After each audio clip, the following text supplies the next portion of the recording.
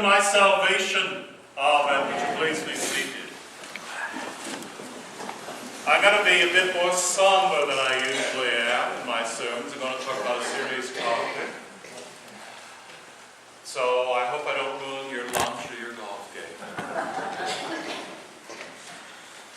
I want to talk about our gospel reading, that closing passage where Jesus says, and I'll read it to you from the Gospel of John in the 12th chapter, "And I, when I am lifted up from the earth, will draw all people to myself."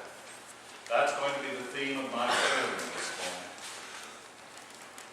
Have you ever wondered or noticed or observed how the Christian life in the last century or so, Christian culture, seems to be going off in one or two directions? We have what I guess you could call liberal theology. For want of a better term, it's not a political term. But liberal theology talks about Jesus as the wise teacher, the good counselor, the guide.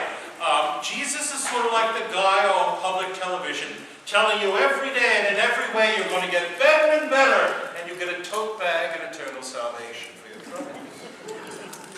That we see this in academic studies where people try to explain the miracles away. Oh, wait, well, it was a really cold winter in Galilee when Jesus walked on the water, so he was hopping from ice floe to ice floe. That's actually a German theologian's understanding of Jesus walking on water. Where the gospel is sort of being shrunk down to wise sayings and ways of living, as if Jesus were a Greek or a Jewish philosopher telling you the best ways to live. A spiritual guru. We see that. In our own church, we've had leaders. Do you remember a man named Jack Spong, the Bishop of Newark, New Jersey? Bishop Spong loved to get on television and say things that would sort of ring people's bells. That prayer was just like shouting down a well. God wasn't hearing you. You were just hearing yourself back. So prayer really was positive reinforcement. It wasn't wrong, but you shouldn't really think that it was going anywhere. This man's still collecting a pension from the Episcopal Church. And then you go in the other direction. And here I like to pick on Joel Osteen. He has a church in Houston and meets in a basketball stadium. And did you hear they had a robbery last year? This is true. They had a robbery after a Sunday service, and the thieves made off with over $1 million. Folks, we can do better. I'd like to have a burglary on Sunday night where we had $1 million in checks and cash taken from the church. But the prosperity gospel people tell you, Jesus wants you to be happy, Jesus wants you to be rich, Jesus wants you to be thin, and if you're not, then you're doing something wrong. That's as equally false and flawed a way of looking at God as is the first way of Jesus is just a wise teacher. Because both of those look at Jesus up to the day he arrives in Jerusalem. There's nothing about Jesus and his crucifixion. The cross is what makes Christianity. Without the cross, without Jesus' death on the cross, taking upon himself our brokenness, our sins, there's no point in getting out of bed. You should be here about playing golf or fishing. If you just needed a wise counselor or teacher. But what I need is a Savior. And only Christ could save because he died on the cross for us. Years ago, I was rector of St. Elizabeth's in Sebastian, Florida, and I got bored. I was young. I was in my late 30s. And I really wanted to do something more cutting edge, more thrilling than what I was doing in the parish. And so I left to become a hospice chaplain. And I worked for a hospice agency that covered Martin, Okeechobee, and St. Lucie counties. So the source of all my jokes about Okeechobee comes from having worked in Okeechobee for 2 years. My first 2 years in the hospice, I worked in Okeechobee, and the last 4 I worked in for Pierce. And it's interesting, that part of Florida, because you have the strip along the ocean, especially in St. Lucie County. You have Hutchinson Island in South Hutchinson Island. You have the high-rises and the millionaires' homes on the rivers. Then you have old Florida. Then you have ethnic Florida. Then you have I-95. And then all the planned developments. And then you have swamps. And then you have Okeechobee. Or Bohoe. Or Bellblade or Indian Town. And I would see all sorts of people from, I remember going, and I was pointed out, that's Tiger Woods' home on Jupiter Island, to going to what is called Alphabet City in Fort Pierce, where it's Avenue A, Avenue B, Avenue C, Avenue D. Why is it Avenue A, Avenue B, Avenue C, Avenue D? Well, up until the 1960s, Fort Pierce was segregated, and African Americans could only live in this part of town, and whites lived in that part of the town. And why there are two Episcopal churches in Fort Pierce a mile apart? One is white on the ocean, and one is black on Avenue F. That's old Florida. And one of my jobs one night is I would work Monday through Friday, and then each of the chaplains would take an on-call weekend. Well, we would go out for emergency calls Saturday and Sunday. And I would hope against hope not to be called out between 9 and 11 on Sunday morning, because I was out in Okeechobee doing my stuff. And this was in the days of beepers. You remember those? Well, one Saturday night, I got a call to come to our hospice house. Now, we have a hospice house here in Lecanto on South Lecanto Highway. Hospice house is where 90% of hospice patients are in their homes, in the nursing home, or the residential facility where they're living, and are taken care of by staff or their family. For those people who cannot be cared for at home anymore, who don't have homes, you go to the hospice house. And I was called to the hospice house, and the nurse called me, nurse on duty called and said, "George, we've got a patient who's been crying all day, and she's not got long, and the doctor has seen her. The pharmacy tech has seen her, and she's on enough OxyContin to float above the clouds." We called in the psychologist on call. He wasn't able to help her. Evidently, it was not a problem with her mother. Social worker has been by, and you're the last professional on the list. So we might as well try the chaplain. Well, you know, take what you can get. So I went down to the hospice house. And I walked in, and before I went to the patient's room, I looked at her chart. As the chaplain for the institution, I could do that. You just can't look at people's charts, but I could. And I said, oh, she's my age. She's a 38-year-old woman, white woman, and she, history of narcotic abuse. She has syphilis, she has gonorrhea, she has hepatitis C, she has HIV, and she's dying of cervical cancer. She's 38 years old. Now, the reason why I would stop in and look at the charts is so that when I walked into the room, I had someplace to start. So, if I saw Ron and I saw retired policeman, I knew where to go. I wouldn't talk about Mama Wubby and Jamal and cop killers or anything. You know, I put this on for, and I told you it falls off.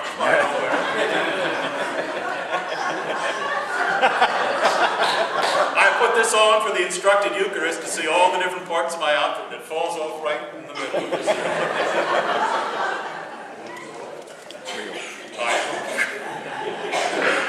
Where was I, Ron? I was picking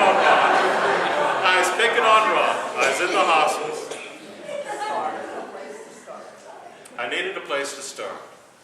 And I was really stuck because I didn't have much place to start apart from the fact that she was my age.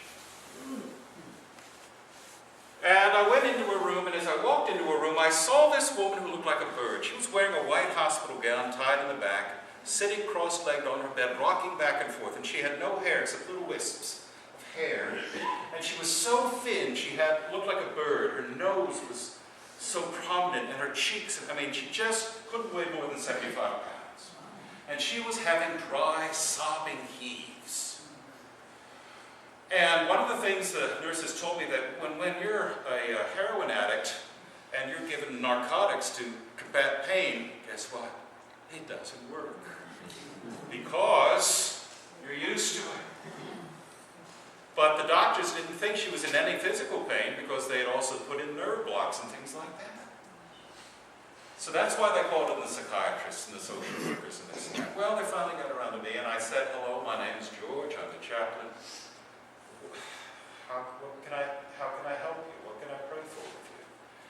And she didn't say anything, and she didn't look at me. And in the back of my head, I was going, 1, 2, 3, 4. At 10, I was leaving. Well, I stuck it out. I was a man.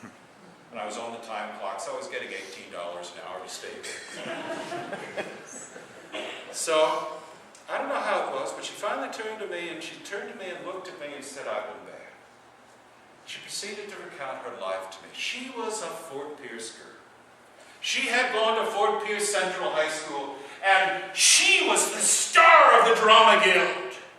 She could sing, she could dance, she was beautiful, and she was going to go to Hollywood, to Broadway. She was going to get out of this one-horse town. And then she got pregnant in her senior year in high school.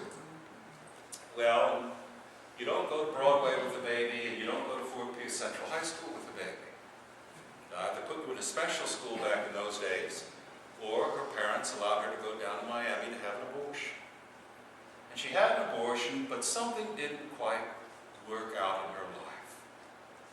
She never seemed to get out of Fort Pierce. She never seemed to be able to rise above the pain that she was experiencing in her life. And to deal with this pain, she began to drink, and then she moved to narcotics, and her family kicked her out of the house. And to support herself, she became a prostitute. And she worked as a prostitute, and she got older and sicker, and finally she wound up only being able to work in Indiantown. Now, I worked in Indiantown. Now, Indiantown is not a nice place.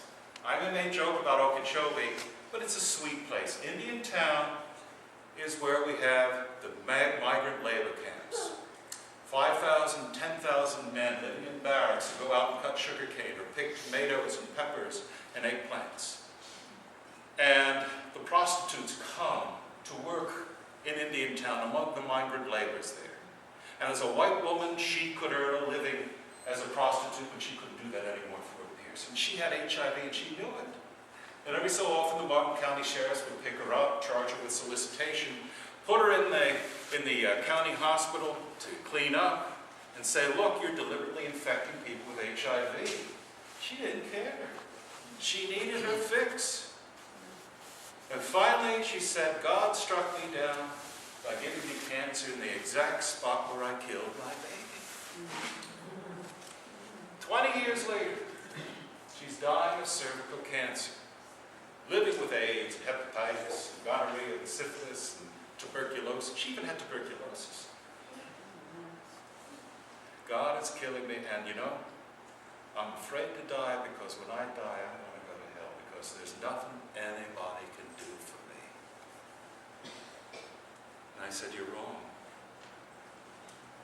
Our God can do everything for you. What earthly use is a God who can make you rich and happy and thin? What earthly use is a God who can hop from ice floe to ice floe in the Sea of Galilee and tell wise stories to a woman who's going to die in pain, in sickness, in total disgrace? She was abandoned by her family. She's a local girl. Fort Pierce is a small town. People know about her. And yet, man, you've broken so many barriers, crossed so many lines. We don't know. Woman was afraid to die and afraid to live. And I said to her, you know, and she said, nobody cares, nobody loves me, nobody, you know, I want to die, but I'm afraid to go into hell.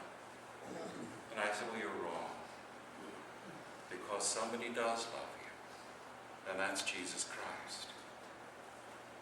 Our gospel reading says today that I have to be lifted up for all the world to see so they can come to me.